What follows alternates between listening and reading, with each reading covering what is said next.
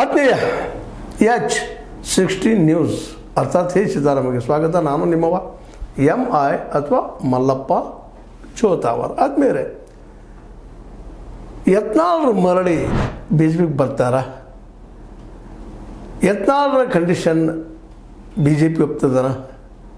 ಯಾಕೆಂದರೆ ಮಂಡ್ಯದಲ್ಲಿ ದೊರೆತಂತಹ ಮೊನ್ನೆ ಆದಂಥ ಗದ್ದಲದಲ್ಲಿ ಸನ್ಮಾನ ಜೊತೆಗೆ ಅವ್ರಿಗೆ ಕೂಡಿದ ಜನ ಇದು ನೋಡಿದಾಗ ಸಹಜವಾಗಿ ಎಲ್ಲರೂ ಇವತ್ತು ಹೌದಪ್ಪ ಬಸವನಗೌಡ ಪಾಟೀಲ್ ಯತ್ನಾಳರು ಬರ್ತಾರ, ಅವ್ರನ್ನ ತೊಗೊಳ್ತಾರ.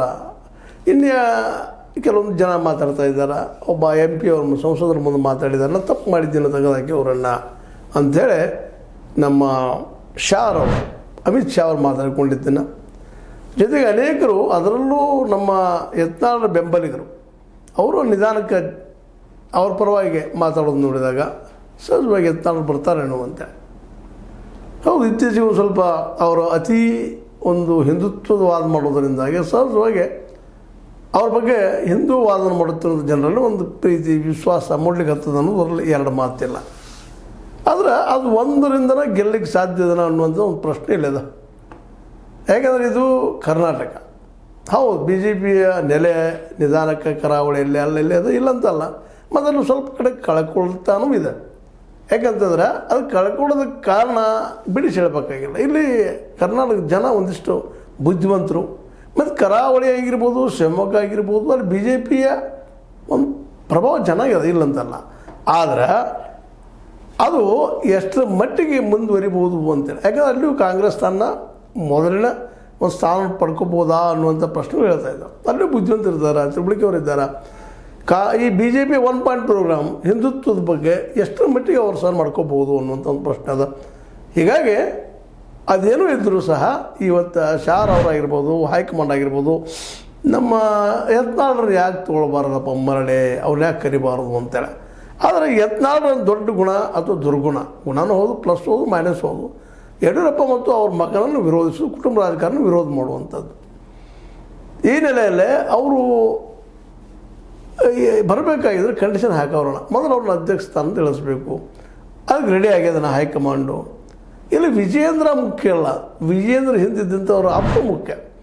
ಅವರಿಗೆ ತಿಳಿ ಹೇಳೋ ಶಕ್ತಿ ಇವತ್ತು ಹೈಕಮಾಂಡ್ಗೆ ಅದನ, ಅಥವಾ ಹೇಳಿದರೂ ಕೇಳ್ತಾರ ಅನ್ನುವಂಥದ್ದು. ಯಾಕಂದರೆ ಯಡಿಯೂರಪ್ಪ ಮತ್ತು ಅವ್ರ ಮಗ, ಅದರಲ್ಲೂ ಯಡಿಯೂರಪ್ಪ ಅವ್ರ ಪಕ್ಷ ಬಿಟ್ಟು ಹೋದ್ರೆ ಭಾಳಷ್ಟು ಹೊಡೆದು ಬಿಡೋದ್ರಲ್ಲಿ ಎರಡು ಮಾತು ಇಲ್ಲ ಅಂತೇಳಿ ಭಾಳಷ್ಟು ಜನ ಮಾತಾಡ್ತಿದ್ದಾರೆ. ಅದಕ್ಕೆ ಉತ್ತರ ಕೊಡ್ಬೋದು. ಏನು ಲಿಂಗಾಯತರು ಅದಾರಲ್ಲ, ಅವರು ಲಿಂಗಾಯತರು, ಪಂಚಮಸಾಲಿ ಲಿಂಗಾಯತರು, ಪಂಚಮಸಾಲಿಗಳು ಅವ್ರನ್ನ ನಂಬ್ತಾ ಇದ್ದಾರೆ ಯತ್ನಾಳರನ್ನ. ಅವ್ರ ಕೈಗೆ ಯಾಕೆ ಕೊಡಬಾರ್ದು ಅಂತ ಪ್ರಶ್ನೆ ಹೇಳುವುದಿಲ್ಲ ಅಂತಲ್ಲ. ಹೌದು, ಅದಾರ ಅವರು ಯತ್ನಾಳರು ಇದ್ದಾರೆ, ಜಾತಿವಾದ ನೆರಗಟ್ಟಲ್ಲಿ ಅವರು ಪಂಚಮಸಾಲಿ ಜನ ಅವ್ರ ಹಿಂದೆ ನಿಲ್ತಾರೆ ಅನ್ನೋದು ಅಷ್ಟೇ ಸತ್ಯದ. ಅಂದರೆ ಹೇಳಬೇಕಾಗಿದ್ದೇನಪ್ಪ ಅಂತಂದ್ರೆ ಜನ ನಿಧಾನಕ್ಕೆ ಹೆಚ್ಚಾಗಿದ್ದಾರೆ. ಆದರೆ ಒಂದೇ ಪಾಯಿಂಟ್ದಿಂದ ನಾಳೆ BJP ಗೆಲ್ತದನ ಅನ್ನುವಂಥದ್ದು. ಅದರ ಅರ್ಥ ಏನಪ್ಪ ಅಂತಂದ್ರೆ ಇಲ್ಲಿಷ್ಟು ಸಿಂಪಲ್ಲಾಗಿ ಇಲ್ಲಿ ಅಭಿವೃದ್ಧಿ ಕೆಲಸದಿರ್ಬೋದು, ಮತ್ತೊಂದಿರ್ಬೋದು, ಇಡೀ ಎಲ್ಲ ಸಮುದಾಯವನ್ನು ಒಟ್ಟಾಗಿ ತೊಗೊಳ್ಳುವಂಥದ್ದಾಗಿರ್ಬೋದು, ಜೊತೆಗೆ ನಮ್ಮ ಹಿಂದುತ್ವವನ್ನು ಬೆಳೆಸ್ಕೊಳ್ಳುವಂಥದ್ದಾಗಿರ್ಬೋದು, ಇದು ಭಾಳ ಮಹತ್ವದ ಇರ್ತದೆ. ಅದು ಯಡಿಯೂರಪ್ಪನವರಲ್ಲೇ ಅದ, ಅದನ್ನು ತಮ್ಮ ಮಗನಲ್ಲಿ ಬೆಳೆಸ್ತಾ ಇದ್ದಾರೆ. ಅದು ಸತ್ಯನ ಸುಳ್ಳಲ್ಲ. ಅದಕ್ಕೆ ಸ್ವಲ್ಪ ಟೈಮ್ ತೊಗೊಳ್ತದೆ. ಬಟ್ ಅದನ್ನು ಒಪ್ಪಿಕೊಂಡು ಏನಪ್ಪ ಅಂತಂದರೆ ಬಹಳ ದಿನಗಳವರೆಗೆ ಅವರು ಸ್ಥಿತಿಯೊಳಗಿಲ್ಲ. ಅವ್ರಿಗಂತೆ ಇದು ಬದಲಾವಣೆ ಆಗಬೇಕಾಗಿದೆ. ವಿಜೇಂದ್ರ ಅವರನ್ನು ಬದುಕಿಸುವಂಥ ವಿಚಾರನ ಅವ್ರು ಮಾಡ್ತಾಯಿದ್ದಾರೆ ಅಂತೇಳಿ ಭಾಳ ಜನ ಮಾತಾಡ್ಕೊಳ್ತಾ ಇದ್ದಾರೆ. ಒಂದು ವೇಳೆ ಇದೇನಾದರೂ ಆದ್ರೆ ನಿಶ್ಚಿತವಾಗಿಯೂ ಪಕ್ಷಕ್ಕೆ ಹೊಡೆದು ಬೀಳ್ತದ ಅಂತ ಅನಿಸ್ತದ ಅನ್ನುವಂಥದ್ದು ಒಂದು. ಇಲ್ಲ, ಹೊಡೆದು ಬೀಳೋದಿಲ್ಲ, ನೆಟ್ ಬೆಳೀತದೆ, ಚಿಗಿತದೆ. 2022 ನಿಶ್ಚಿತವಾಗಿಯೂ ಯತ್ನಾಳ್ ನೇತೃತ್ವದಲ್ಲಿ ಗೌರ್ಮೆಂಟ್ ಆಗ್ತಾರೆ ಅನ್ನೋದು ಚೆನ್ನಾಗಿದ್ದಾರೆ. ಅಭಿಮಾನಿಗಳು ಹುಡ್ತಾ ಇದ್ದಾರೆ ಅವ್ರ ಹಿಂದೆ. ಅದರಲ್ಲೂ ಹಿಂದುತ್ವವನ್ನು ಪ್ರೀತಿ ಮಾಡುವಂಥ ಜನ ಸಾಕಷ್ಟು ಅವ್ರ ಹಿಂದೆ ಇರೋದರಿಂದಾಗಿ ಇವತ್ತು ಅವರು ಗೆದ್ದಂಗೆ ಕಾಣ್ತಾ ಇದೆ. ಆದರೆ ಇದು ಒಂದು ಪರ್ಮನೆಂಟ್ ಚಿತ್ರ ಏನು ಅನ್ನುವಂಥದ್ದು. ಇದು ನಿಶ್ಚಿತವಾಗಿ ಮುಂಬರುವ ಚುನಾವಣೆ ಪ್ರಭಾವ ಮಾಡ್ತದನ ಅನ್ನುವಂಥದ್ದು. ಅದಕ್ಕೆ ಉತ್ತರ ಇನ್ನೂ ಖಚಿತ ಆಗ್ತಾಯಿಲ್ಲ. ಆದರೂ BJPಯ ಮುಖ್ಯ ರಾಜಕಾರಣಿಗಳಿದ್ದಾರೆ, ಮುಖಂಡರಿದ್ದಾರೆ, ಅವ್ರಿಗೆ ಯತ್ನಾಳರ ಮೇಲೆ ಒಂದು ರೀತಿ ಒಲವು. ಯಾಕಪ್ಪ ಅಂದ್ರೆ ನೇರವಾಗಿ ಸರ್ಕಾರದ ನಿಲ್ಲುವಂಥದ್ದು, ಹಿಂದುತ್ವನ ಪ್ರತಿಪಾದನೆ ಮಾಡುವಂಥ ಶಕ್ತಿ ಈ ಒಂದು ನಮ್ಮ ಯತ್ನಾಳರಲ್ಲಿರೋದು ಅಷ್ಟು ಸತ್ಯದ. ಹೀಗಾಗಿ ಇಡೀ ರಾಜ್ಯದ ಹಿಂದುತ್ವ ಪರ ಇದ್ದಂಥ ಶಿವಸೇನೆ ಇರಲಿ, ರಾಮಸೇನೆ ಇರಲಿ, ಮತ್ತೊಂದಿರಲಿ, RSS ಇರಲಿ, ಇವರೆಲ್ಲರೂ ಯಾಕೆ ಕೊಡಬಾರ್ದು ಇರುವಂಥ ಅವಕಾಶವನ್ನು ಅಂತ ಮಾತುಗಳು ಕೇಳ್ತಾ ಇದ್ದಾರೆ. ಮತ್ತು BL ಸಂತೋಷ್ ಅವರು ಇವ್ರ ಹಿಂದೆ ನಿಲ್ಲುವ ಸಾಧ್ಯತೆಗಳು ಇದ್ದಾವೆ. ಈಗ BL ಸಂತೋಷ್ ಅವರು ಇವ್ರ ಹಿಂದೆ ನಿಂತಿದ್ರು ಅಷ್ಟ ಗಮನಾರ್ಹದ. ಈ ನೆಲೆಯಲ್ಲಿ ಅವ್ರನ್ನ ತೆಗೆದು ಹಾಕೋದಕ್ಕೆ ಒಂದು ಸ್ವಲ್ಪ ಹಿಂದೆ ಮಾಡ್ಕೋದು ಬಂದಿದ್ದು ಅಷ್ಟೇ ಸತ್ಯದ. ಸ್ವತಂತ್ರವಾದ ಮೀಡಿಯಾಗೆ ಬೇಕಾಗಿರುವುದು ಸ್ವತಂತ್ರ ಧ್ವನಿ. ಆ ಸ್ವತಂತ್ರ ಧ್ವನಿ ಉಳಿಸಲು ನೀವು ಮಾಡಬೇಕಾದದ್ದು ಇಷ್ಟೇ. ಅದೇನಪ್ಪಾ ಅಂತಂತಂದ್ರೆ ನಿಮ್ಮ ಕೈಲಾದಷ್ಟು ಸಹಾಯ ಈ ಚಾನಲ್ಗೆ ಮಾಡಿ ಹಾಗೂ ನಿಮ್ಮ ಧ್ವನಿಯನ್ನು ಕಾಪಾಡಿಕೊಳ್ಳಿ. ಈಗ ಜನ ಅವ್ರ ಹಿಂದೆ ಹೋಗೋದನ್ನು ನೋಡಿದಾಗ ಸಹಜವಾಗಿ ಕಾಂಗ್ರೆಸ್ನಲ್ಲೂ ಸಹಿತ ಒಂದಿಷ್ಟು ಏನಪ್ಪ ಅಂತಂದ್ರೆ ಭಯ ಶುರುವಾದಂಗೆ ಆಗ್ಯದ. ಯಾಕಂತಂದ್ರೆ ಜನರ ಮನಸ್ಸು ಯಾವ ರೀತಿಯಾಗಿ ಆಗ್ಬೋದು ಬದಲಾವಣೆ ಅನ್ನುವಂಥ ಭಯನೂ ಅವ್ರಿಗದ. ಹೀಗಾಗಿ ಇವತ್ತು ಚಾರ್ ಅವರು ಇಲ್ಲ ಅವರು ತೆಗೆದುಕೊಂಡು ಬರೋನು ಅನ್ನುವಂಥದ್ದು. ಬಟ್ ಕೇವಲ ಕರೆದ್ರೆ ಈ ಒಂದು ನಮ್ಮ ಯತ್ನಾಳ್ ಬರ್ತಾರಂತ ಹೇಳಿಕ್ಕೆ ಸಾಧ್ಯ ಇಲ್ಲ. ಯಾಕಂದ್ರೆ ಅವರಿಗೆ ಈಗ ಗೊತ್ತಾಗ್ಯದ ನನ್ನ ಅನಿವಾರ್ಯತೆ ಅವ್ರಿಗೆ ಅದ ಅಂತೇಳಿ. ಹೀಗಾಗಿ ಕೆಲವು ಡಿಮಾಂಡ್ಸ್ ಇಡೋದ್ರಲ್ಲಿ ಗ್ಯಾರಂಟಿ ಅದ. ಏನಪ್ಪ ಅಂದ್ರೆ ಒಂದಿದ್ದು ವಿಜೇಂದ್ರರು ಅಧ್ಯಕ್ಷ ಸ್ಥಾನಕ್ಕೆ ಕಿತ್ತು ಹಾಕಬೇಕು. ಆ ಜಾಗದಲ್ಲಿ ಮತ್ತಾರನ್ನ ಮಾಡಿ ನನ್ನ ಮಾಡಿರಿ ಅನ್ನುವಂಥ ಮಾತು ಇರ್ಬೋದು. ಒಂದು ಅದರ ಜೊತೆಗೆ ಕುಟುಂಬ ರಾಜಕಾರಣ ಹಿಡಿದಂಗೆ ನೋಡ್ಕೋಬೇಕು ಅನ್ನುವಂಥದ್ದಾಗಿರ್ಬೋದು. ಇದನ್ನಿಟ್ಟ ಪೂರ್ತಿ ಈ ಇಡೀ ಒಂದು BJP ಸಂಘಟನೆ ಹಿಡಿತದಲ್ಲಿರುವಂಗೆ ಹೋಗ್ಬೇಕು ಅನ್ನೋಂಥ ಮಾತು ಇರ್ಬೋದು.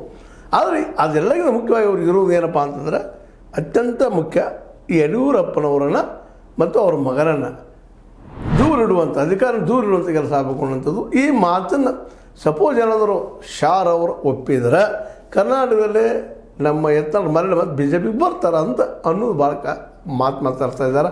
ಒಂದಿನ ಇದಕ್ಕೆ ಒಪ್ಪಲಿಲ್ಲ ಅಂದರೆ ಸ್ವಂತ ಪಕ್ಷ ಮಾಡೋ ವಿಚಾರದಲ್ಲಿ ಮಾತಾಡಲಿಕ್ಕಿದ್ದಾರೆ.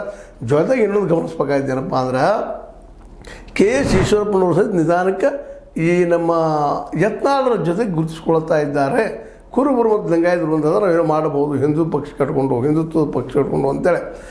ಹಿಂದುತ್ವ ಪಕ್ಷ ಕಟ್ಕೊಂಡು ಇವರಿಬ್ಬರು ಹೊರಗೆ ಹೋದ್ರೆ ಸಹಿತ ಸಾಕಷ್ಟು ಪೆಟ್ಟು BJPಗೆ ಆಗ್ತದೆ ಅನ್ನೋ ಸಹಿತ ಅಷ್ಟೇ ಇಲ್ಲೇ ತಿಳ್ಕೊಳ್ಬೇಕಾಗಿದ್ದು, ಅರ್ಥ ಮಾಡ್ಕೋಬೇಕಾಗಿದೆ. ಆದ್ರೆ ಈ ವಿಷಯವನ್ನು ಎಷ್ಟು ಮಟ್ಟಿಗೆ BJP ಸೀರಿಯಸ್ ಆಗಿ ತೊಗೊಳ್ತದೆ ಅನ್ನೋದು ಅಷ್ಟೇ ಮುಖ್ಯ ಅದ. ಅದಕ್ಕೆ BJP ಇವತ್ತೊಂದು ಹಂತಕ್ಕೆ ಬರ್ತಾಯಿದೆ. ನಿಧಾನಕ್ಕೆ ಏನಾದರೂ ಮಾಡಿ ನಮ್ಮ ಯಡಿಯೂರಪ್ಪನ ಬದಿಗೆ ಸೇರಿಸಿ ಇವ್ರಿಗೆ ಯಾಕೆ ಅಧ್ಯಕ್ಷ ಸ್ಥಾನ ಅಥವಾ ಮೇನ್ ಸ್ಟ್ರೀಮ್ದಾಗ ಯಾಕೆ ತರಬಾರ್ದು ಅಂತೇಳಿ ಅದು ಅವರ ನಿರ್ಧಾರ. ಆದರೂ ಆಗ್ಬೋದು, ಹೇಳಲಿಕ್ಕೆ ಆಗೋದಿಲ್ಲ. ಯಾಕಂದ್ರೆ ಈಗ ಅವ್ರ ರಿಸಲ್ಟ್ ಓರಿಯೆಂಟೆಡ್ ಬೇಕಾಗಿದೆ. ಇಲ್ಲಿವರೆಗೆ ವಿಜೇಂದ್ರ ಅವರು ಸಹಿತ ಅಂತ ಹೇಳ್ಕೊಳ್ಳುವಂಥ ಪರಿಣಾಮಕಾರಿಯಾದಂತಹ ಕೆಲಸವನ್ನು ಮಾಡಿಲ್ಲ ಮತ್ತು ಮಾಡಲಿಕ್ಕೆ ಸಿದ್ದರಾಮಯ್ಯ ಸರ್ಕಾರ ಬಿಟ್ಟಿಲ್ಲ. ಯಾವ ವಿಷಯವನ್ನು ಮಾತಾಡ್ಬೇಕು ಹೇಳ್ರಿ ನೋಡು. ಆಯಿತು, ಮುಡಾಸವಾಗಿ ಪ್ರಯತ್ನ ಮಾಡಿದ್ರು, ಆಗಲಿಲ್ಲ. 200 ಸಬ್ಜೆಕ್ಟ್ಗಳ ಮೇಲೆ ಮಾತಾಡಿದ್ರು, ಆಗಲಿಲ್ಲ. ಕೆಲವೊಂದು ವಿಷಯದಾಗ 40% 60% ಅನ್ನೋದು ವಾದ ಮಾಡಿದರು, ಅದು ಆಗಲಿಲ್ಲ. ಈಗ ಎಲ್ಲ ಒಂದು ಆರೋಪಗಳಿಗೆ ಒಂದು ಮೇಲೆ ತಕ್ಕ ಉತ್ತರ ಕೊಡ್ತಾ ಬಂದ ಇವತ್ತು BJPಗೆ ಏನಾದರೂ ಸ್ಟ್ರಾಂಗ್ ಆಗಿ ಇರುತ್ತಿರುವಂಥ ಏನು ಪಕ್ಷದ ಕಾಂಗ್ರೆಸ್ ಮಾಡೋದನ್ನು ಪ್ರೂವ್ ಮಾಡಿದ್ದಾರೆ ಈ ಮಾಸ್ ಲೀಡರ್ ಸಿದ್ದರಾಮಯ್ಯನವರು. ಹೀಗಾಗಿ ಮುಂಬರುವ ಚುನಾವಣೆಯಲ್ಲೇ ಅಂದುಕೊಂಡಷ್ಟು ಸುಲಭ ಈ ನಮ್ಮ ಯತ್ನಾಳರಿಗೆ ಇಲ್ಲಿ ಅವಕಾಶ ಸಿಗಲಿಕ್ಕಿಲ್ಲ ಅನ್ನೋದು ಒಂದು ಮಾತು ಅದ. ಬಟ್ ಆದರೆ ನಮ್ಮ ಇವರು ಯಾರಪ್ಪ ಅಂದ್ರೆ ಶಾರ್ ಅವ್ರ ತಲೆಯಲ್ಲೇ ಯಾಕಪ್ಪ ಬದಲಾವಣೆ ಮಾಡಬಾರ್ದು ಅನ್ನೋದದ. ಬಟ್ ಇದಕ್ಕೆ ಅವರಂದಷ್ಟು ಸುಲಭವಾಗಿ ಉತ್ತರ ಸಿಗಲಿಕ್ಕಿಲ್ಲ. ಯಡಿಯೂರಪ್ಪನವರು ತಿಳ್ಕೊಂಡಷ್ಟು ಹಗರು ಇಲ್ಲ ಅನ್ನೋದು ಈಗ ಹಿಂದಿನ 2023 ಎಲೆಕ್ಷನ್ದಲ್ಲಿ ಗೊತ್ತೂ ಆಗ್ಯದ. ಯಾಕಂದರೆ ಬಜರಂಗಿ ಅದು ಇದೆಲ್ಲ ಹಿಡಿದ್ರು ಸಹಿತ ಗೆಲ್ಲಕ್ಕಾಗಿಲ್ಲ. ಈಗ ಗೆಲ್ತಾರೆ ಅನ್ನೋ ಸಹಿತ ಅಷ್ಟೇ ಕಷ್ಟ ಅದ. ಏನು ಮಾಡ್ತಾರೆ ಮಾಡಲಿ, ಒಳ್ಳೆಯದಾಗಲಿ. ಆದರೆ ಯತ್ನಾಳರು ಮಾತ್ರ BJPಯಲ್ಲೇ ಯಡಿಯೂರಪ್ಪ ಮತ್ತು ಅವ್ರ ಮಗ ಇದ್ದರೆ ಅದರ ಅಧ್ಯಕ್ಷ ಆಗುವುದಿಲ್ಲ, ಅವ್ರು ಹೊರಗೆ ಹಾಕಿಲ್ಲ ಅನ್ನೋದು ಅಭಿಪ್ರಾಯ ಐತಿ. ಇದನ್ನು ಒಪ್ಪಬಹುದಾ ನಮ್ಮ BJP ಅಥವಾ ನಮ್ಮ ಲೀಡರ್ಗಳು? ಇದಕ್ಕೆ ನೀವು ಉತ್ತರ ಹುಡುಕಿ ಅಂತ ಹೇಳ್ತಾ ಇದು ನೀವು ಲೈಕ್ ಆಗಿರ್ಬೋದು. ಲೈಕ್ ಮಾಡಿ, ಶೇರ್ ಮಾಡಿ, ಕಮೆಂಟ್ ಮಾಡೋ ಜೊತೆಗೆ ಸಬ್ಸ್ಕ್ರೈಬ್ ಆಗೋದು ನಿಲ್ಲಿಸ್ಬೇಡ್ರಿ. H60 ನ್ಯೂಸ್ ಅರ್ಥಾತ್ ಸಿದ್ದರಾಮಯ್ಯ ಸತ್ಯಕ್ಕೆ ವಂದನೆಗಳು.